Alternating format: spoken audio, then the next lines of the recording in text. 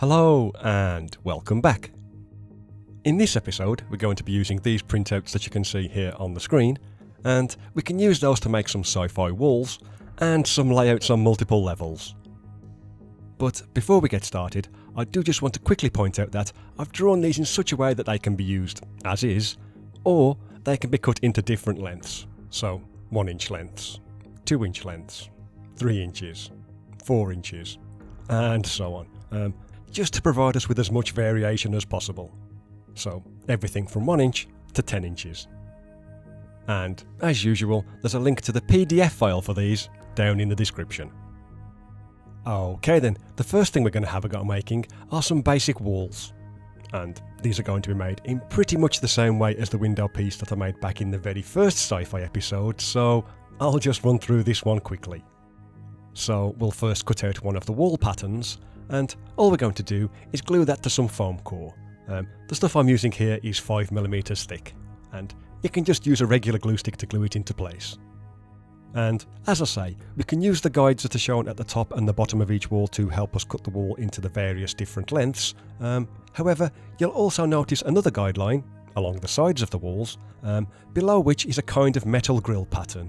And for this particular assembly method, we're not going to need that grill pattern at all, so we can cut that away entirely. So to speed things up, here's what I've cut to size off camera, and as you can see I've selected a section that's 4 inches long, and like I mentioned, I've also trimmed off that metal grill pattern along the bottom. Anyway, next we'll cut out a section of the wall pattern that's the exact same size, and just glue that to the back. It doesn't need to be the same pattern, though in this example I have gone with something similar for the reverse side. And when that's done, that should result in this kind of thing. So, nothing too complicated so far. Okay, next we'll cut out a strip of the metal grill texture from the page that's full of this particular pattern, and that needs to be the same thickness as the foam core itself. So, in my example, that's 5mm thick. And then we can apply some glue to the back, just using a regular glue stick again, and then wrap that around the sides and the top of the wall piece, like you can see me doing here. Which should end up looking something like this. Okay, then we can do a similar thing with a section of flooring that's the same length, so glue it to foam core, cut it to size, and cover the exposed edge with more of the grill pattern, and it's then just a matter of gluing the two pieces together. However, before doing that, I like to run the end of a paintbrush, or something similar, along the bottom of the wall, just to create a kind of little valley almost, something for the hot glue to seep into. And that's all we'll need to do. Just put a thin line of hot glue into that little valley along the bottom and stick that to the middle of the floor piece, so that it covers the darker central portion. And there you go, that's what the finished piece should look like. Though we can of course make these in various different lengths, like these two smaller pieces that you can see here. However, if I just quickly put these together with one of the existing floor tiles, you'll see that we're also going to need to make a few corner pieces. So that's what we'll do next. Okay, so for these, we'll take this texture strip, and we'll need to glue that to some thin card, cereal box card or something similar. And if I bring up another graphic, like before, you can see that there's guidelines to show how this can be cut into 1 inch sections, and also, beneath this guideline, there's that extra metal grill texture along the bottom again. However, this time, we are going to be using some of that, and the amount you'll need depends upon the thickness of the material that you've used for the floor tiles.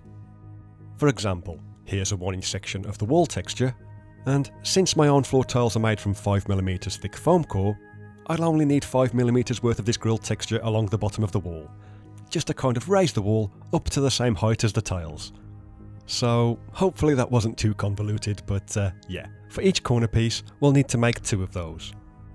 Okay, next we'll take these textures, which are pretty much the same, but instead they've been supplied as separate pieces, and we'll glue those to some corrugated card or foam core, it doesn't really matter which, though if you do use corrugated card, glue them on at a 45-degree angle to the corrugation itself. And if I just switch to another graphic, the reason that these have been supplied separately is because after we've cut the top and bottom to size, again, the bottom needs to have a suitable amount of that extra grill texture included, this time we're not going to cut the sides exactly to size, as we're going to need to take into account the thickness of the other 2 pieces that we just made. So, for argument's sake, let's say that the card we used for those was 1mm thick. And if that's the case, we'll then need to cut an extra 1mm from either side of these particular pieces, just so that when it's all glued together, we end up with a piece that's as close to 1 inch square as possible. Rather than one side being exactly 1 inch wide and the other being 1 inch plus the thickness of the 2 thin pieces of card that we'll be gluing to the sides. And as I say, if we glue these onto the corrugated card at a 45-degree angle, that will ensure we get a nice strong edge on all 4 sides. And like before, we'll need to make 2 of those. Then we'll just need to take this texture and glue that to some more of the thin card, and once that's dry, we'll need to cut out one of those exactly to size. There you go. All that's left to do then is apply some hot glue to the side of one of the thicker pieces, and glue that to the side of one of the thinner pieces, making sure that you get them both the right way up. And then just repeat the process for the other 2 side panels, like you can see me doing here. So here I am gluing the last one into place, and we should eventually end up with a long square tube shape. So yeah, something like that. Then we can do a similar thing and add some hot glue to the top of the piece, focusing mainly on the thicker corrugated sides, and then stick the top piece, well, on top. And there you go, there's the finished corner piece. And if I just set that to one side and assemble a little layout here on the table, you can see how these can be used for both internal and external corners, though you could also add walls to all 4 sides if you really wanted to. And while I have shown this before, but I'll mention it here again, if you're not keen on assembling layouts with lots of little pieces like this, you're worried that someone might accidentally nudge one of the tiles and send the whole thing out of alignment, then what I like to do is stick a few bits of magnetic tape to the bottom of each piece and stick the whole thing down to magnetic whiteboard, and that usually solves the problem.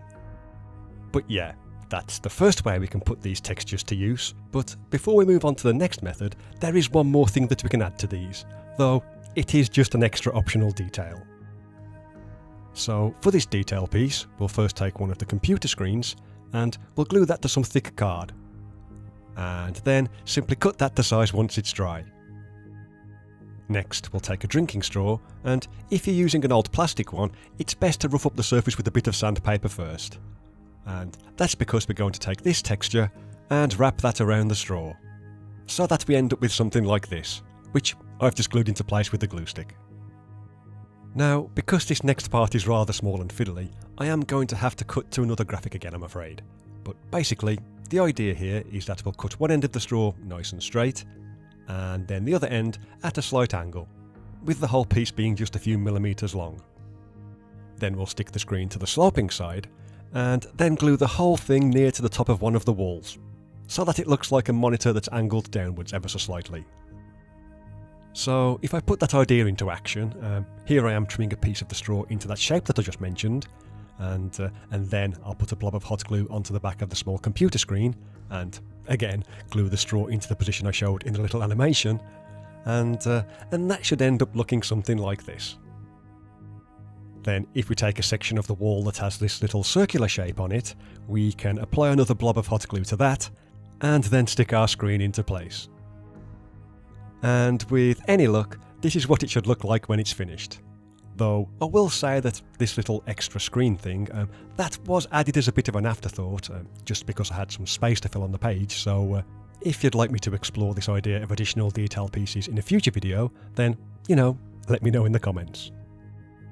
Anyway, as I said at the beginning of the episode, these textures can also be used to make maps and layouts that have multiple levels, much like the multi-level dungeon blocks that I made back in episode 30.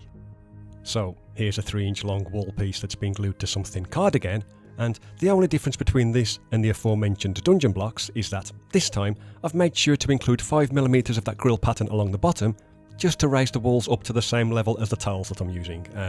It's the exact same thing that I did with the corner pieces earlier in the video. And we will need 2 of those.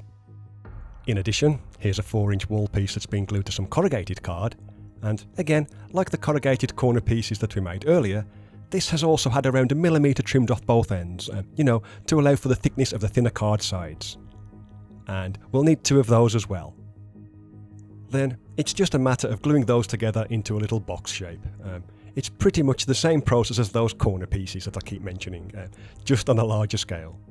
So here I am gluing the last corner together, and there you go, that's the basic shape done.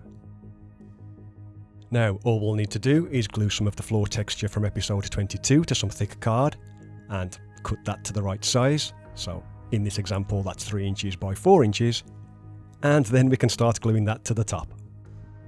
And for this piece, I started off by applying some hot glue to the top of the 2 thick corrugated sides, and then glued the floor piece into place, making sure that it was aligned as best as I could get it. Then I flipped it upside down and ran a line of hot glue along the inside corners where the floor piece is butted up against the thinner cardboard sides, and when that's done, here's the finished piece. So again, a fairly simple build. And if I bring in one of my original floor tiles, and the steps from episode 71, and another of these kind of multi-level blocks that I've made off camera, here's the kind of thing that we can make with these. So yeah, here's a picture of them at a slightly better angle, and as you can see, adding some walls to the tiles, just around a couple of the outside edges, that really does help to kind of, maybe give more of an enclosed look and feel to the whole layout. And having a few elevated areas here and there, well, I think that always makes a map a bit more interesting, both visually and to play on. Though I should probably point out that for this particular setup, I did also make some of the freestanding walls, especially for the upper level, so instead of mounting them on foam core, I glued them to some cardboard bases instead. Plus, you might have noticed that I've also included an alternative corner texture in this set as well. That's this one here. And this can represent an opening into maintenance tunnels, or something like that, and as you can see, it also has a set of ladders inside, which could maybe lead up and down to other levels perhaps. But yeah, I think that's pretty much it for this one, so thanks for watching as always. I know the sci-fi terrain isn't usually as popular as the fantasy stuff, but I am gearing up to play a few sci-fi games at the moment, hence the video. So thanks again, I hope you enjoyed this one, and I'll see you next time.